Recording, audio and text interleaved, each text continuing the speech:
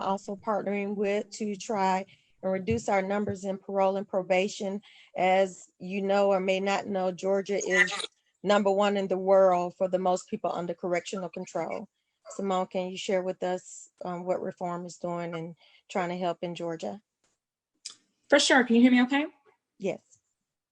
Awesome. So so Reform is a national organization. It's a relatively new organization, about 2 years old, brand new to Georgia. And we're really relying on and working with partners like RestoreHER, among others. But our focus is championing effective probation and parole practices. What we consider those to be, we believe that good supervision doesn't serve as a second sentence, doesn't serve as a turnstile back to incarceration, that it should be proportional, and it should involve no greater deprivations of your liberty than may be absolutely necessary to just facilitate the ultimate goal, which should be to reduce recidivism. So Georgia does have the highest rate in the country. 1 out of 17 people in Georgia is on probation or on parole. Come on vacation leave on probation it rhymes, but it's not funny, and it's not a cute reality, but it's very true. And we found that Georgians just stay on probation so much longer in the state for a few reasons, in particular financial reasons.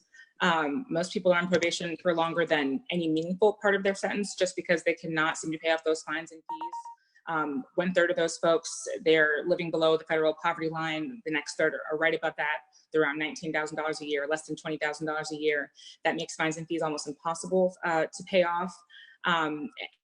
And again, about a quarter of the entire community supervision population are not necessarily even on active probation, meaning that there is no meaningful supervision taking place or treatment or programs. There are folks who are calling and using the call center, but again, cannot pay down their fines and pay down their fees. So Reform really relies on a couple of different types of activism and advocacy. We really do believe in the power of storytelling, and building a story bank of folks who are currently on paper is one of my biggest goals right now, and also understanding just how much and what the collateral damage is for folks who, again, are being financially burdened by the fines and fees of their probation, who have served their sentence, but are now essentially serving out a second sentence.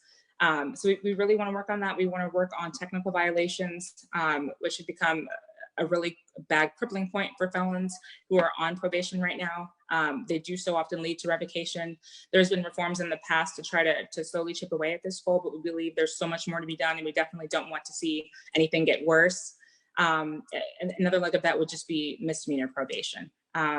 We would really love Georgia to be a place where offenses that other states treat as regulatory infractions not be criminalized as misdemeanors, and land folks on probation even pay only probation. So this session was not what we expected either, but we're kind of just hoping to utilize this downtime and working with even more folks that we've been able to partner with and forming a bit of a working group. We've got a lot of really reform-minded people actually in our community supervision offices, chief probation officers as well, all across the state, that we're really hoping will be a part of this bigger effort in the next year. And as soon as there's more to come and it's safe to leave the house, I'm sure we'll have a lot more to talk about. All right. Thank you, Simone. I appreciate that.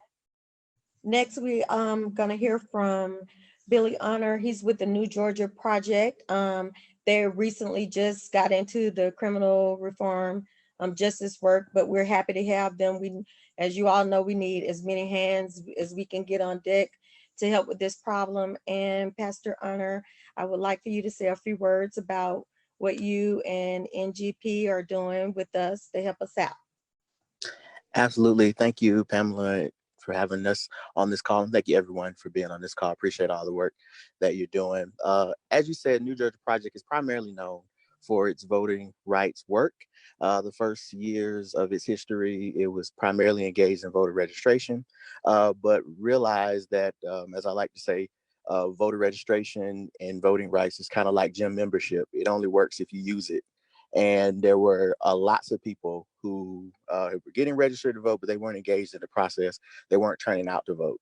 And we realized that the best way to do that is to engage people around the issues that they care about the most. And so the voting rights organization turned into a more of an organizing civic engagement organization. And so the past few years, I was brought on along with some others to begin to talk about how it is we could do long-term sustained organizing in communities. And so I organize people of faith